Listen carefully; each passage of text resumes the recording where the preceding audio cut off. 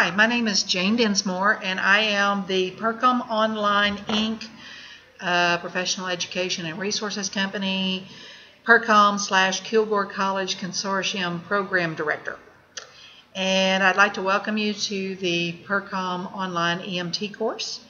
And this particular presentation is not only to introduce myself and kind of outline who has what duties and what my duties are and responsibilities, as well as the other people you'll be involved with, but it's also a way to kind of put it all together for you so you understand what all is involved in your course, what you should be expecting that you will have to do, read, complete, etc. All of this information is covered in various places, whether it's the welcome packet, student announcements page, elsewhere inside this course, but this should help you kind of put it all together, I would think. First off, overall responsibilities and kind of chain of command things. As far as academics go, I'm at the top of the heap, so to speak. I'm responsible for all academics. I'm the one who deals with the state licensing folks. I'm the ones who deal with the national accreditation folks for the paramedic school, etc. And our paramedic school is nationally accredited through CAHEP. It is not necessary to nationally accredited EMT school, so no, it is not nationally accredited for the EMT portion of the program at this time. However, that is not necessary for you to be able to sit for the national certification exams.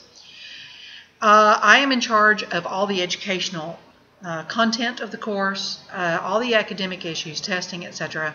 I also handle arranging all of your skills sessions, putting the skills dates on the calendar, as well as the associated RSVP deadline dates 3 weeks ahead of the scheduled session, and I'm the one who notifies and the instructor that you're coming, locks and confirms the session with you, and then the instructor sends you an email saying, hey, here's where you need to go, here's what you need to expect, etc.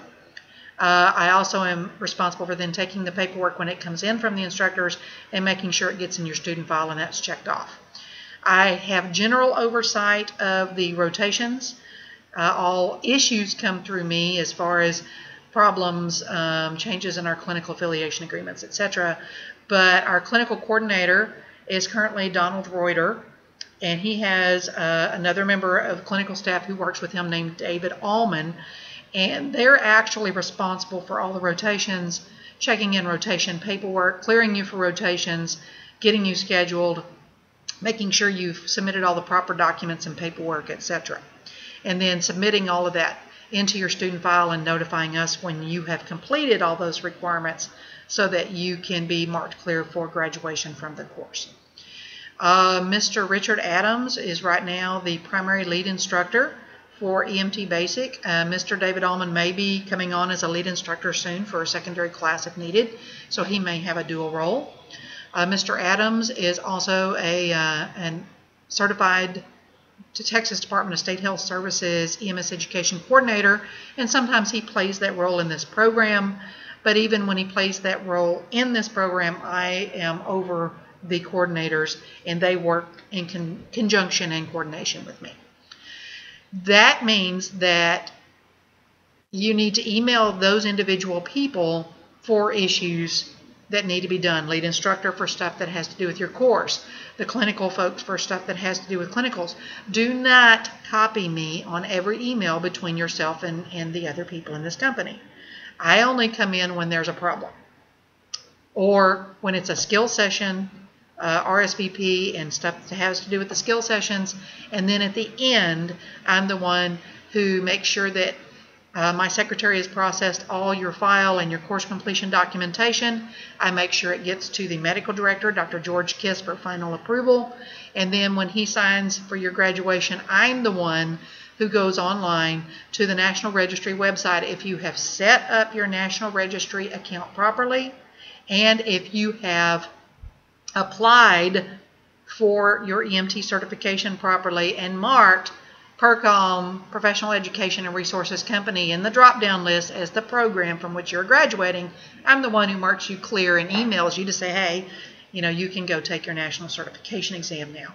Then I send the graduation form back to my secretary, who processes a course completion certificate for you. We'll talk about that later. When you signed up for this course and enrolled, you received a welcome packet that contained all of the documents that you had to sign, initial, read, I hope, and then submit back with copies of your driver's license and your American Heart Association healthcare provider CPR card to be able to enroll in the course.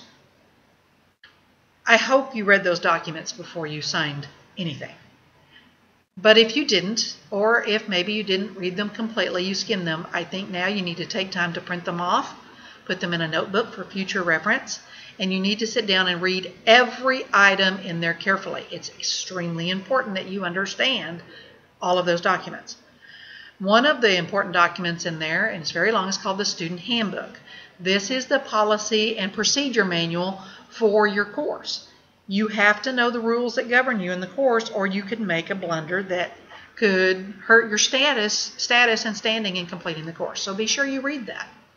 There's an infection control manual in there. It's very dry reading, but it tells you about all the different infectious agents, diseases that you can get, how they spread, and how you can minimize your exposures and hopefully prevent yourself from being exposed to those diseases. You don't want to get sick.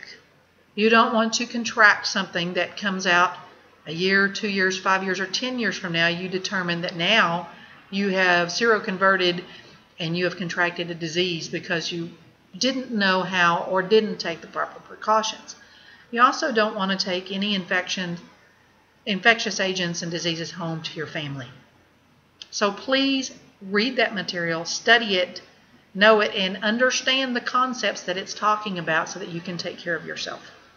There are other contracts and releases in there that you need to read as well to make sure you understand what you've signed and what you are now being bound by for this course. All right, during the process, you received a course access email. And in that course access email, it gave you your lead instructor's name and email address. And that person is responsible for following you and grading your stuff through final exam.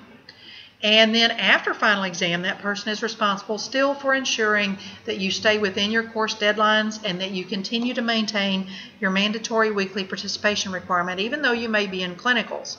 So that person maintains responsibility until you're done with the course for those items, and we'll talk about that in a few moments.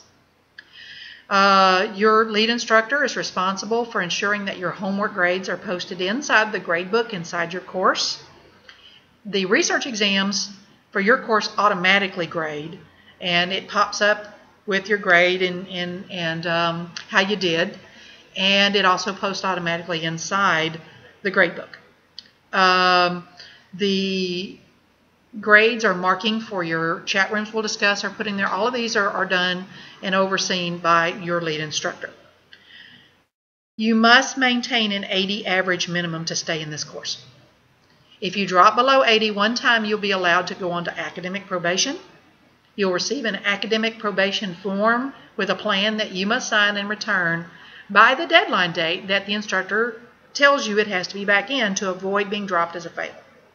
Then you must do whatever that instructor says in there that you must do to get your grade up to an 80 minimum so that you can be eligible to take the final exam. If you don't do that, you'll unfortunately be marked as a fail for the course. If you get the grade up or you never go on academic probation, hopefully you won't, since the research exams are open book, open internet, open timed exams, then you'll be allowed to take the final exam as long as you meet the criteria. Final exams are done by proctored webinar, and you need to read the instructions inside your course for that and prepare your computer in advance, your webcam, your microphone, your speakers, and if you run into any problems, you will need to contact Cisco WebEx. It's important you do that and get your computer up and running and ready before you need it, because if you sign on to take the test and cannot get your resources to work because you didn't pre-test it as directed in the stuff that you will be sent when you're locked into the testing session, then you'll be charged a retest fee to retest. because it's just like us giving you the test and fail. We include one exam, one final exam in your tuition.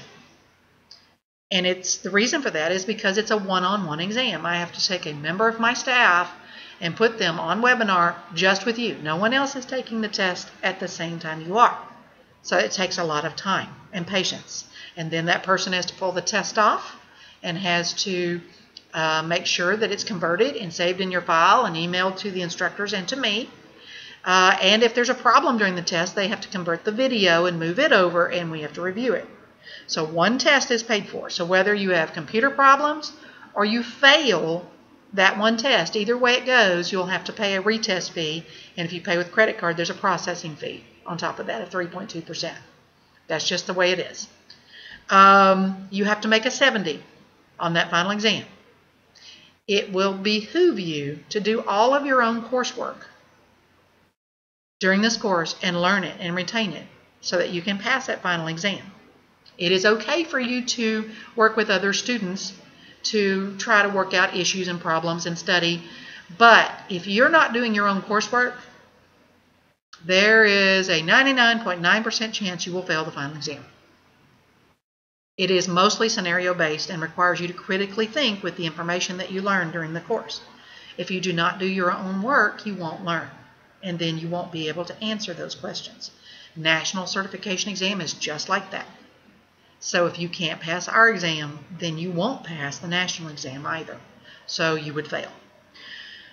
If you fail, you're allowed one retest after you pay the fee within a time frame that we'll give you. As far as a maximum time frame, we recommend that you take at least 1 to 2 weeks in between to study.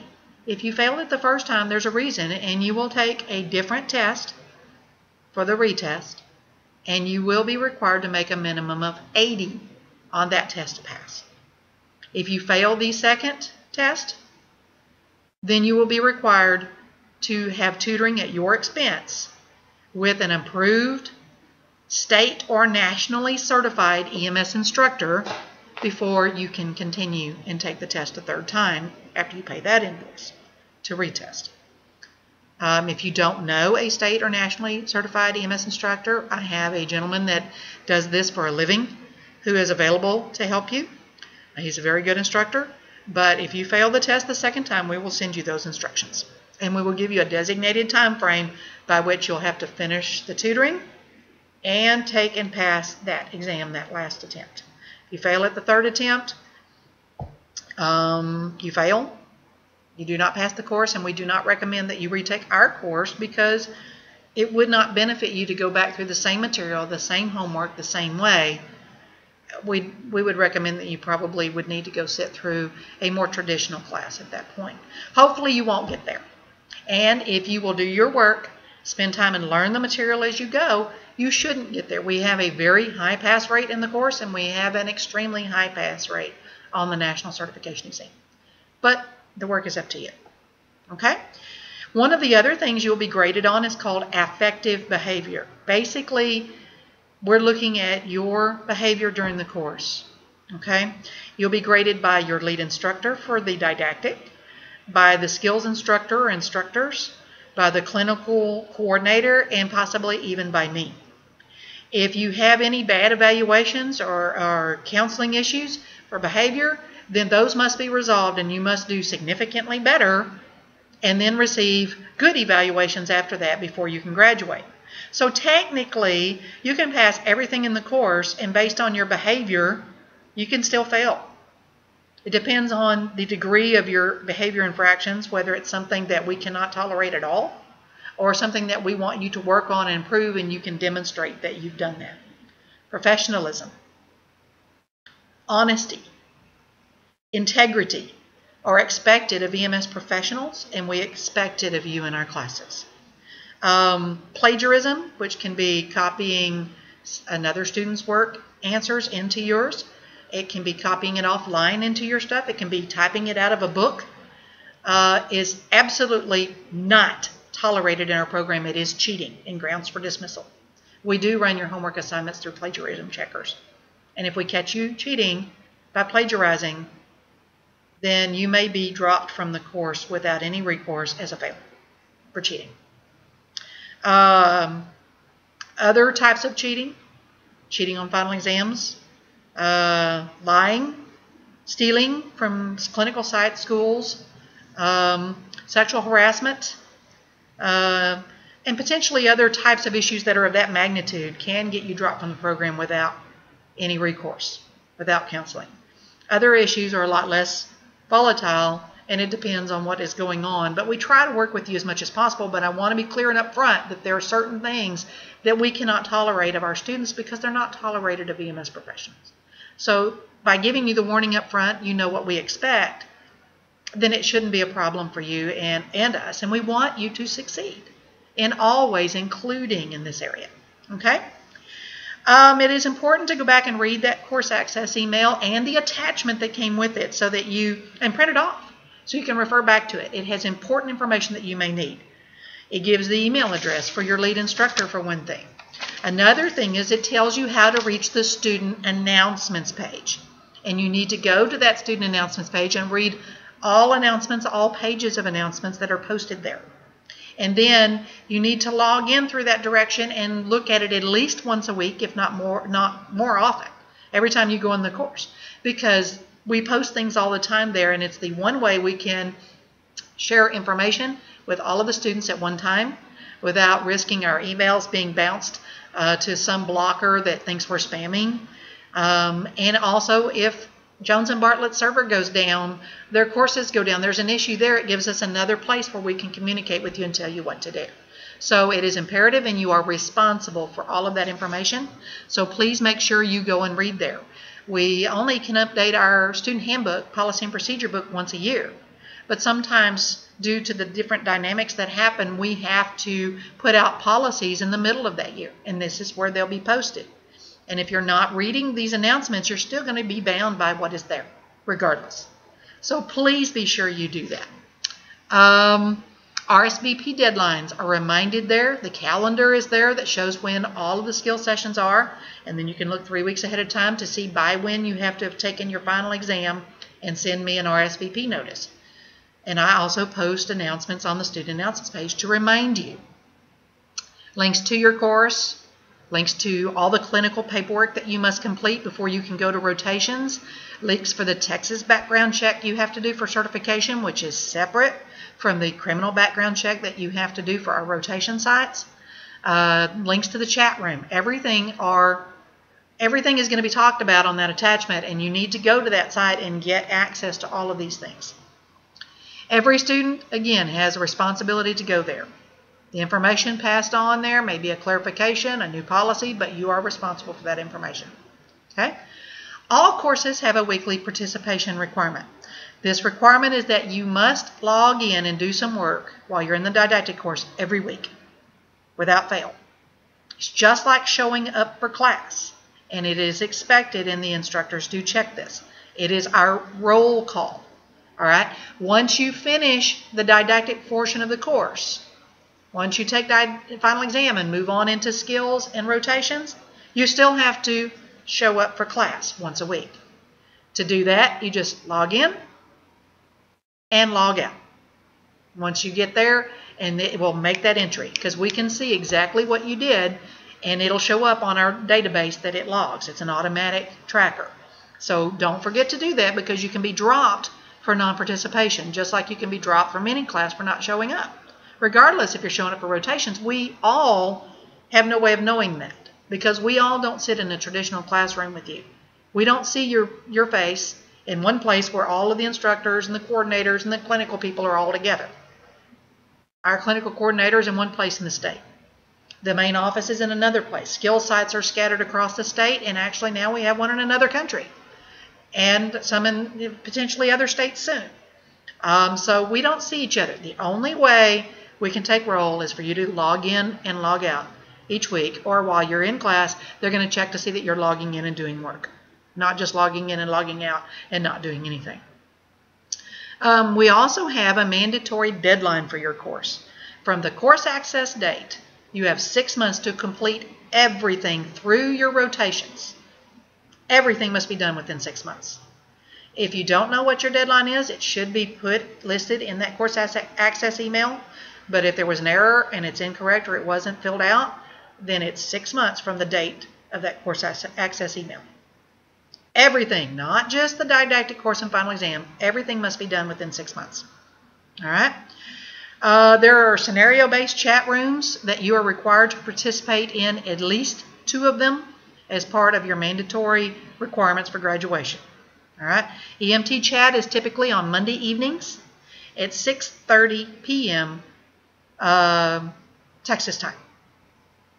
Other days and times may be added as time goes on, or by different instructors, but that's the primary one. You are required to participate to get credit. You can't just show up and lurk so that your name shows up.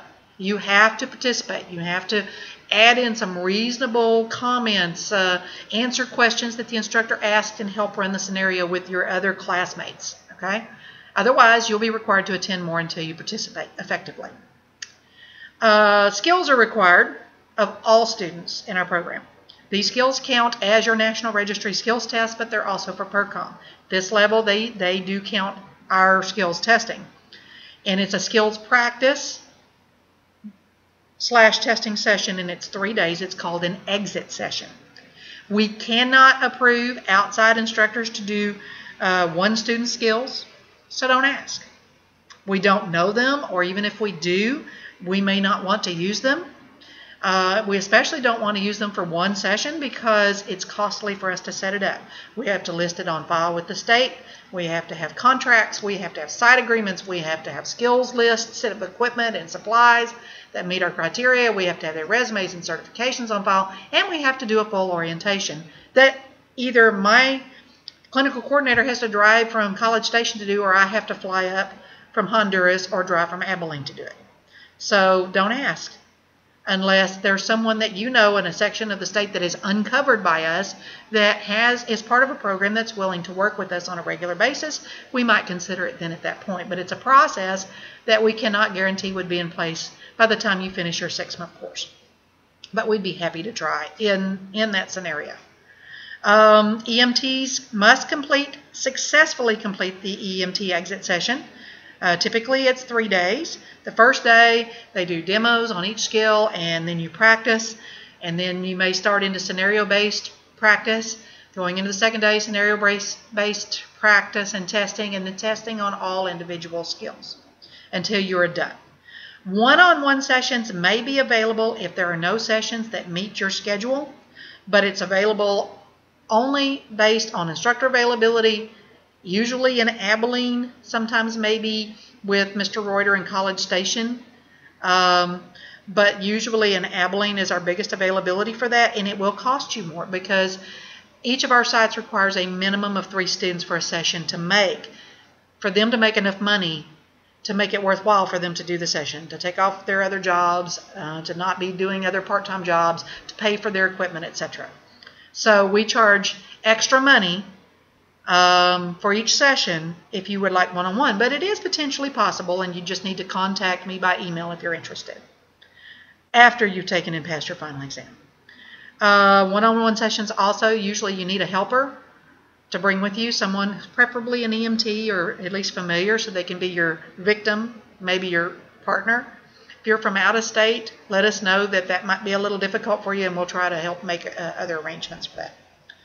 RSVPs are required for all skills sessions, a minimum of 3 weeks ahead of the session, and to be eligible, you have to have taken and passed your final exam for EMT.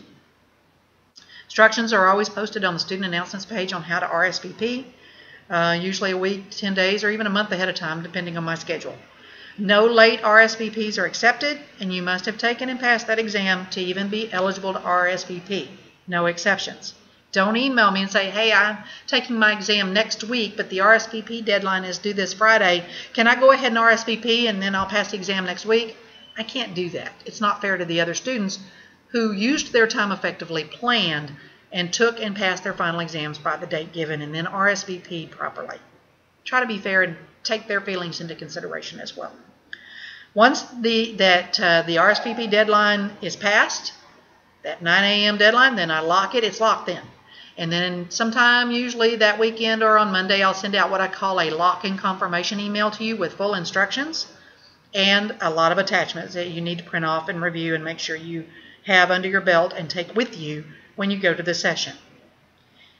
If you have to cancel once it's locked and confirmed, special circumstances may be taken into consideration if you can prove them, such as the Colorado instance here recently. With all the flooding in Colorado, we had a student who was scheduled for a session that literally the roads outside of his town were washed away. We could see it on Fox News. He couldn't go. We understood that. So we waived the rescheduling fee. But it's up to the individual instructor as to whether or not they will waive that fee. And you have to be able to produce some evidence. If someone dies, you go to the hospital. If you produce some evidence, I will forward it on to that instructor and ask them if they would be willing to waive the fee. If they're not, then you would still have to pay a rescheduling fee and then reschedule for another session. So no-shows are not viewed well. You need to go if at all possible. Skills sites are at various locations in Texas. They may change over time with additions or deletions. As of the date of this video, we have Abilene at our main PERCOM offices. We have Teeks in College Station. We have, we're just adding for 2014, North Blanco County EMS in Johnson City. We have Longview. We have Kilgore College has a site. It looks like we may be adding back in a site through Morpheus Group, but they're going to be operating out of Training Division, maybe. If so, that'll be posted on the page. And we are setting up a site in right outside of Dublin, Ireland, if you'd like to go overseas and do this. Or maybe you are overseas. Dublin, Ireland may be closest. And they even have some facilities there for you to stay, but it would cost you a little extra. We don't have facilities at the other sites. You have to make your own arrangements at your own expense. Look at the skills calendar on the student announcements page. Look for the words exit session to find those sessions. Each session does tell on there on the calendar where the general location is by company name and city and state or country, as well as the dates involved. Then look 3 weeks back, Friday, 3 weeks back, to see when the RSVP deadline is due or is slated. Students must be prepared for the session by memorizing their skill sheets, all of them, watching any videos that are provided by your textbook manufacturer. Look in your textbook. A lot of times it tells you that they have resources online, and or some textbooks have videos on a DVD in the back of the book. But most of them now have gone to an online format for you to go. And you can even use sites like YouTube and find ways to watch. But we also recommend maybe you can find someone in your local area at the local EMS service who can help you as well. Take the skill sheets down, ask them if they have equipment, and would help you practice. Some places will do that, especially if you're a potential hire or a potential volunteer for their service. They may help you, and that would be very beneficial for you before you come to the session. You're not expected to know how to do the skills flawlessly when you get there, but you are expected to know those skill sheets and know something about it so that when the instructor does a demo, then you can do return demonstration and start playing and practicing and put it together quickly. If you show up at the session unprepared, by obviously not having memorized the sheets, not having used any resources, and you don't do well because of this, the instructor has the right to send you home and or fail you for the session. Either way it goes, he or she will contact me and let me know what has happened, and you will have to pay rescheduling fees and go to a different session with a different instructor at a later time. Clinical paperwork is posted on the student announcements pages. All the paperwork you need, you must complete it in its entirety. It doesn't matter if you're going to that facility or not, complete it all and submit it as soon as possible after you start the course where it says to send it, to avoid delays in starting your rotations after you complete your exit session. The only exception to that is the urine drug screen, 10-panel urine drug screen, and that needs to be done within 30 days of your first rotation. So get everything else in. Then when you know when your exit session is going to be, you can start conversing with Mr. Reuter and or Mr. Allman about dates and tell them when you're going to do your drug screen. And as soon as they get that drug screen in hand, they can start scheduling you for those dates to follow the exit session. No one goes to rotations until the exit session is done. Before you go to rotations, then they'll also send you all of your paperwork that you have to do with instructions that you need to print off and read thoroughly. The clinical manual, you need to print off and read thoroughly. They will send you the uniform requirements for all of your uniform, as well as a uniform shirt and a name tag. No one goes to rotations unscheduled. No one goes to rotations without scheduling through the proper channels. No one goes to rotations out of the proper uniform. There will be other videos maybe added while you're in this course for more information, but in the meantime, most of it is under the buttons, and if you have questions, it tells you where to email to ask those questions. Okay? You must give a minimum of 30 days notice of dates out, 30 days out of dates, so that they have time to schedule you. It does take time to schedule you for rotations. When you send the dates, they don't wait till the last minute. They immediately send those dates to the sites that you've requested and wait. Sometimes it can take time to get responses back. Sometimes they may have to ask 2 or 3 times for some hospitals because we don't know when they've changed staff in those departments. They don't tell us. They don't tell any programs. They may have somebody on vacation that handles that and they put no one else in that slot.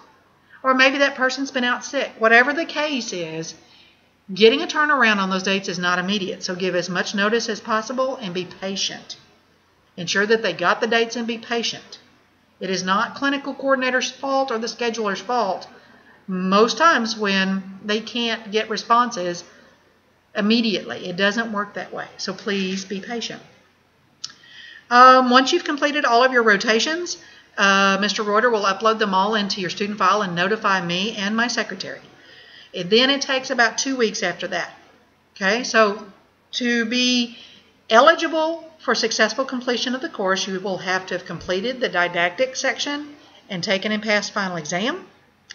You will have to have taken and passed all of your skills exit session, all skills testing, all scenario testing. You will have to have completed all clinical requirements and marked clear. And it's not just hours. There are contacts and skills or runs actually for your level that you have to complete. So it takes approximately a minimum of 100 hours, but it may take more if you don't get everything that you need. You'll have to schedule until you get it and complete by the deadline. So plan accordingly. And you'll also have to have positive marks on your effective behavior evaluations, and if you were on counseling, significant improvement with positive marks on effective evaluations after your counseling occurred. Once we've been notified, like I said, then we start processing your file, making sure everything is there. If something is dropped off or missed, I may email you and ask for something. Mr. Reuter may email and ask for something. Just send it and move on. Once that's done, all of that is gathered and sent to me to review by my secretary. I forward that to Dr. George Kiss, your medical director. He reviews it, and if he agrees, he clears you, sends it back to me signed. If your account is set up properly on the National Registry website, then at that point I can mark you clear, and I will email you. All right? I hope you enjoy the course. Remember, positive interaction with your instructors, clinical staff, preceptors, and me will help you sail through this much more smoothly than anything else that you can do. Staying professional at all times.